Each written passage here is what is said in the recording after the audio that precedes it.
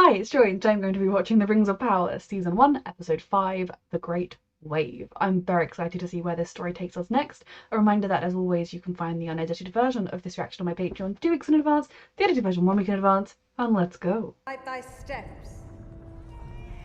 Oh, it's not a good day to have your baby blessed, it would seem. Oh shit, The Great Wave!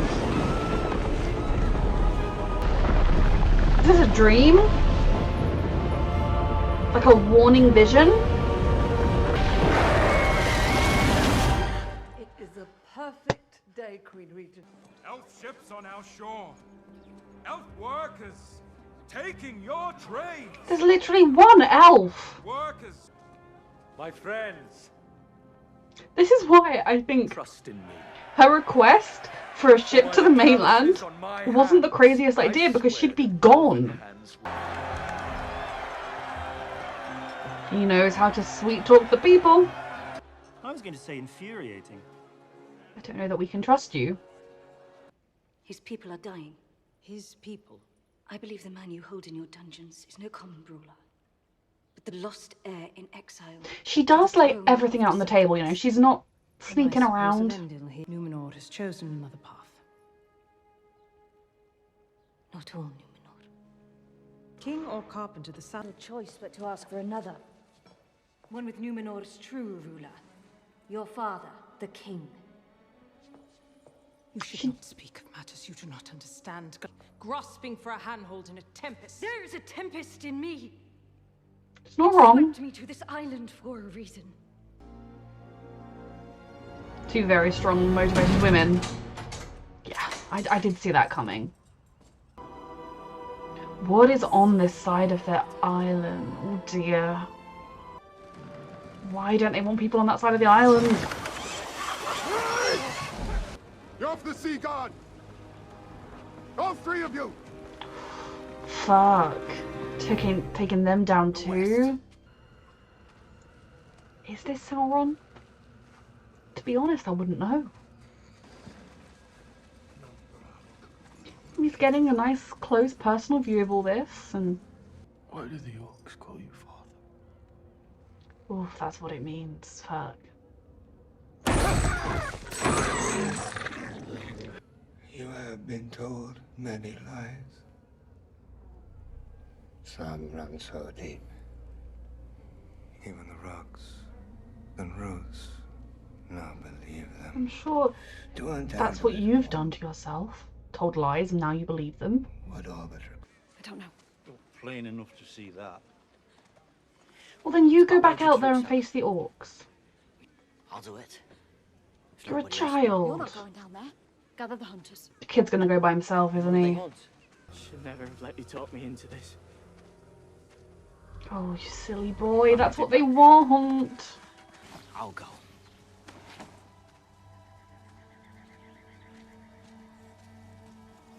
See, he's brave, but I also think he's just a bit reckless. Like, I don't think he truly believes that there could be a danger. Oh god. Some friend you are! I mean, I get it, you want to save yourself, but like... Don't even shout to your friend that you're leaving. Well, the orcs might be about to get what they want.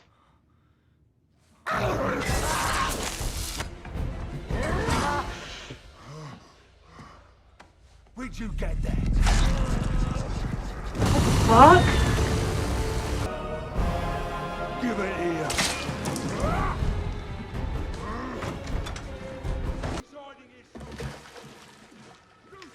Oh god, you foolish, foolish child. Oh, I know he couldn't really help shouting out.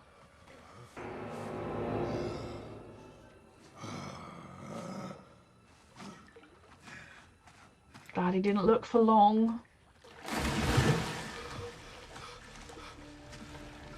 Good, no one said orcs were smart. If elves live forever, which I now understand they do, at what point do they stop aging? Was there anything else you wanted to ask about, dearie? She's good with the lies. No. Rich crown, kiss the stone, polish your gems and gold.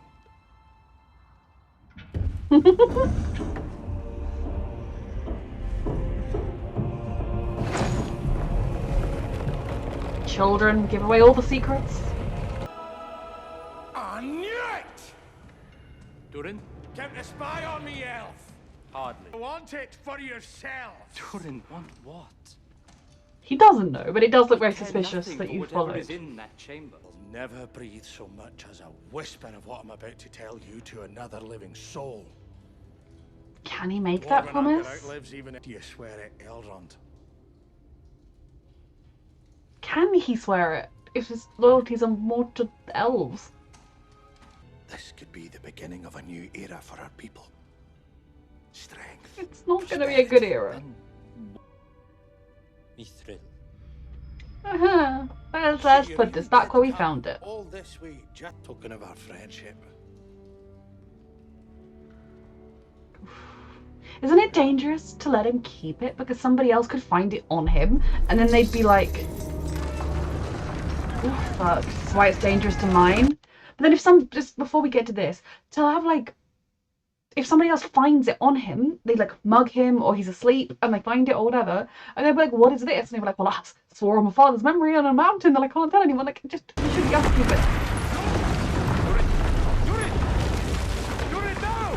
I'm not in the habit of going off with strange young men. Very wise. If I see any, you'll be the first to know. Just, he seems too nice. I don't trust it. Has it ever occurred to you that you're not battling trolls or orcs, but men? Are you really about to advise me in the art of war? This isn't a war. Identify what it is that your opponent most fears. And exploit it. No. Oh god, Give real. them a means of mastering it. I demanded to speak with her father. The king in the tower, who no one has seen in years. There is a story there. See what happens when you stop galloping. You are to be shipped back to the elves under armed escort. You should have done that in the first place. Now she doesn't want to go.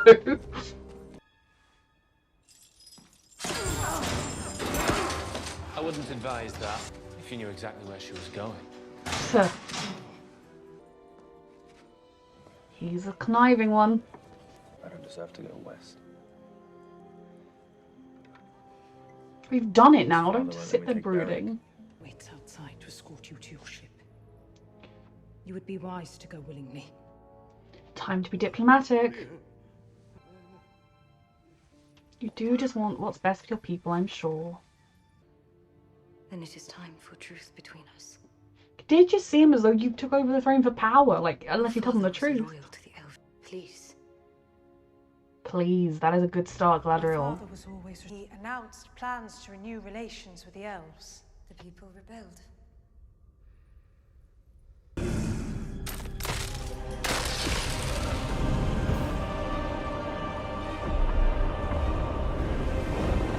Now, is this a literal great wave that's coming, or a metaphorical great wave? Vision begins with your arrival. His path nearly destroyed us. I can understand why she's afraid that going This to is why war, tomorrow fighting or whatever. I will announce that you are gone. And this crisis ended. I do understand that, but at the same time, what if not doing anything exactly? And it will cause this. Neither of us have to bear that burden alone any longer. You could fight together. Choose not the path of fear, but that of faith. I'm sorry. Could be bringing about your people's downfall. He said he'd be right behind me. Yeah, I did just leave him behind. Is he gonna run into... what god was his name? Elrond, the elf that they freed to send a message. Can they not smell him? I don't know why I picture orcs as having a sense of smell. Gotta keep moving, kid. And just the minute he turned around smiling, this was gonna happen. Oh, elf, come on. I can't remember your name. Wrong! Won't loosen your lips!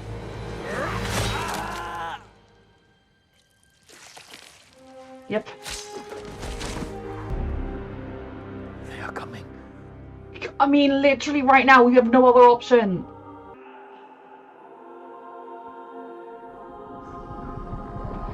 Fucking hell. 1 or 2 orcs are coming. Keep going!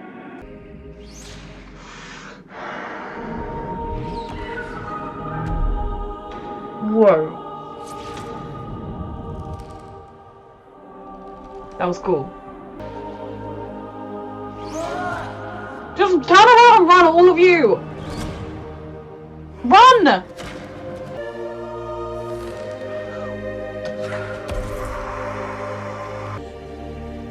Ready to protect both of them.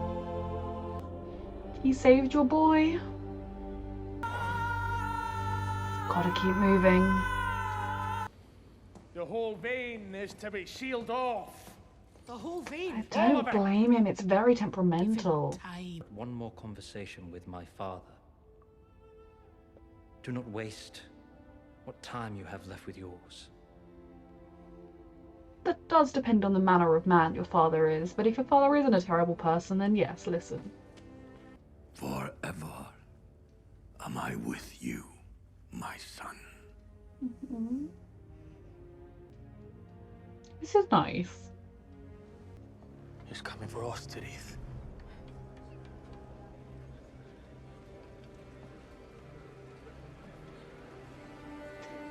Don't worry, like, there's one person in this entire world attempting to find an army to help you.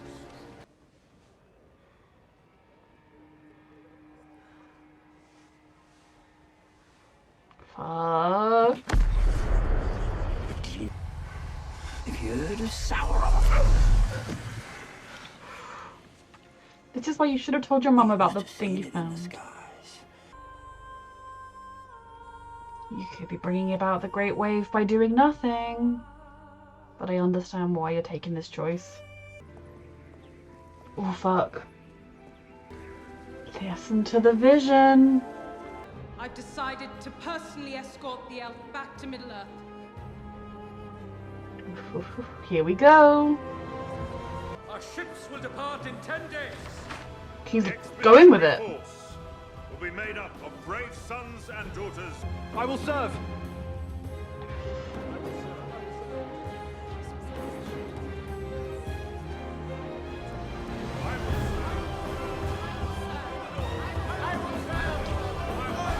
War is a foreign concept. They don't understand it. They've never lived it. Just like people in World War One, they to begin with thought, oh, we'll go for Christmas, it'll be fun, we'll go to war. They don't know what they're signing up for. She got her army.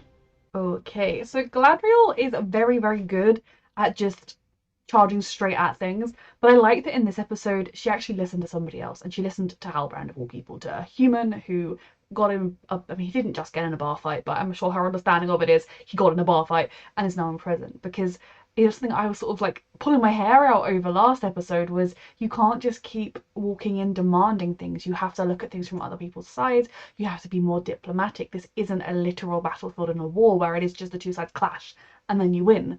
Even then, if that's all how you see war, you're probably not going to win many battles. So I like that she still did, it was still a very Galadriel way, you know, she broke out, she ran straight for the king, but she was able to stop and think and see things and appeal to what the queen was motivated by. You know, she didn't act like, I'm superior to you, I know better than you, which I don't necessarily think she does think. I think she thinks she knows more than them because I think she's lived more than them and she does know more than them. But she kind of appealed in more of a, well, if that's what you're facing, then I'm giving you the chance to save your people, to stop your people. So I enjoyed seeing in this episode Galadriel for the first time take a slight step back and go for the diplomatic approach.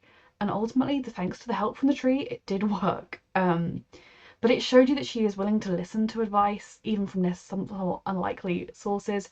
She's willing to listen, to take note of it, and to look at herself and think, maybe I don't handle things the best every single time.